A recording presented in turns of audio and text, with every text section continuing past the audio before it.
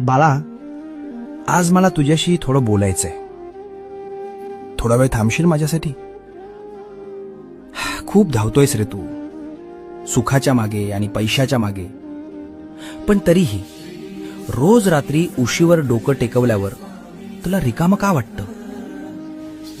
मला माहितीये, तू कोणाला सांगत नाहीस. तुला वाटतं तू एकटा पडलायस.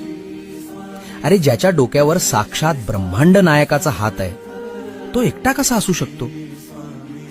लोक तुला सोडून गेले असतील, जाऊ दे त्यांना.